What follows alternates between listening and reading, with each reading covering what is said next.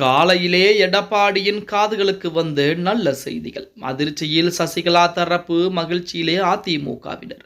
நண்பர்களே, அதிமுக தொண்டர்களாக இருந்தீங்க அப்படின்னா மறக்காம நம்ம சேனலை சப்ஸ்கிரைப் பண்ணிட்டு இந்த வீடியோக்கு ஒரு லைக் பண்ணுங்க.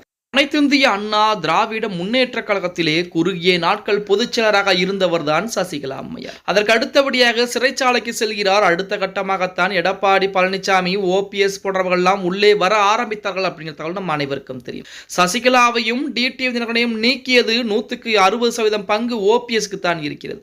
அந்த நேரத்தில் தர்மயுத்தம் யாருக்காக ஆரம்பித்தார்? சசிகலா அம்மையாருக்கு எதிராகத்தான் ஓபிஎஸ் ஆரம்பித்திருந்தார். ஏன் ஆரம்பித்தார்? பதவியிலிருந்து இறக்கி விடப்பட்டதன் காரணமாக ஆரம்பித்தார். அடுத்தபடியாக எடப்பாடியுடன் சேர்ந்து கொண்டு அவருடைய தூண்டுதலின் மூலமாகத்தான் எடப்பாடி பழனிசாமியின் மூலமாக இருவரும் கட்சியிலிருந்து நீக்கப்பட்டனர். ஆனால் இறுதியாக நமது எடப்பாடி பழனிசாமியின் பெயர் தான் மாட்டிக்கொண்டிருக்கிறது அப்படின்னே கூட சொல்லலாம்.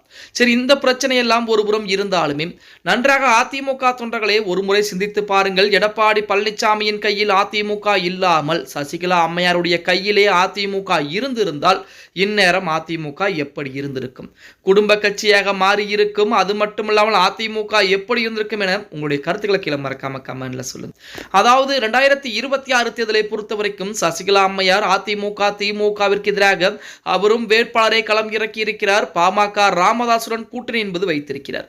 இந்த கூட்டணி ஒரு செல்லா கூட்டணி என மற்ற அரசியல் கட்சிகள் விமர்சனம் செய்து கொண்டிருக்கூடிய இந்த வேளையில் எடப்பாடி பழனிசாமியின் காதுகளுக்கு நல்ல செய்திகள் என்பது தினம் தினம் வந்து கொண்டுதான் இருக்கிறது. அதிலுமே நமது சசிகலா அம்மையார் நிறுத்தப்பட்ட வேட்பாளர்களுக்கு வாக்குகள் சேகரிக்க கூட ஆட்கள் இல்லாமல் அந்த சசிகலா அம்மையாருடைய ஆதரவாளர்களே அதிமுகவிற்கு வாக்குகளை சேகரித்துக் கொண்டிருக்கிறார்கள் அப்படிங்கிற செய்திகள் தான் தற்சமயம் எடப்பாடி பழனிசாமியின் காதுகளுக்கு சொல்லப்பட்டிருக்கிறது. சசிகலா அம்மையார் இருக்கக்கூடிய இந்த வேளையிலே 5 முனை போட்டி என இணையதளங்களிலே தகவல் என்பது வெளிவந்து கொண்டிருந்தாலுமே அங்கு 4 முனை போட்டி தான் இருக்க போகிறது.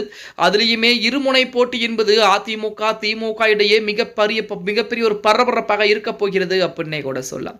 அந்த நேரத்தில் தான் தற்சமயம் சசிகலா அம்மையார் நிறுத்தப்பட்ட வேட்பாளர்கள் கூட அதிமுகவிற்கு ஆதரவாக ஒரு சில பகுதிகளிலே செயல்பட்டு கொண்டிருப்பதாகவும், அதாவது சசிகலா அம்மையாரால் நிறுத்தப்பட்ட வேட்பாளர்களுக்கு நன்றாக தெரியும் நாம் வெற்றி பெற போவது கிடையாது. ஆனால் நம்மால் அதிமுக தோல்வியை தழுவிவிடக் கூடாது என சொல்லி அதிமுகவிற்கு ஆதரவாகவும் அவருக்கு ஆதரவுகளை கொடுக்கக்கூடிய அந்த ஆதரவாளர்களும் தற்சமயம் அதிமுகவிற்கு ஆதரவாக செயல்பட்டுக் கொண்டிருப்பதாக சசிகலா அம்மையாருக்கு தகவல் சொல்லப்பட்டு சசிகலா அம்மையார் தற்சமயம் மிகப்பெரிய அதிர்ச்சியிலே உறைந்து போய் இருப்பதாக செய்திகள் என்பது சொல்லிக்கிட்டு இருக்காங்க. அதே எடப்பாடி பழனிசாமி அவர்களுக்கு மிகப்பெரிய மகிழ்ச்சிகளாகவும் இருந்து கொண்டிருப்பதாகவும், அதே போல எடப்பாடி பழனிசாமியுடைய பிரச்சாரத்திலே சசிகலா அம்மையாருடைய ஆதரவாளர்களும் உள்ளே இருக்கிறார்கள் அப்படிங்கிற செய்திகள் தான் தற்சமயம் நல்ல செய்திகளாக எடப்பாடி பழனிசாமி காதுகளுக்கு வந்து கொண்டே இருக்கிறது அப்படின்னே கூட சொல்லலாம். எது எப்படி இருந்தாலும் 2026 சட்டமன்ற தேர்தலிலே அதிமுகவா திமுகவா அப்படிங்கிற பலப்பரீட்சை என்பது மிகப்பெரிய அளவில் இருக்க போகிறது அப்படின்னே கூட சொல்லலாம். ஓகே கைஸ், வீடியோ பிடிச்சிருந்தா மறக்காம லைக் பண்ணி போடக்கூடிய வீடியோ பற்றின கருத்துக்களை கீழே மறக்காம கமெண்ட் பாக்ஸில் பதிவு நண்பா.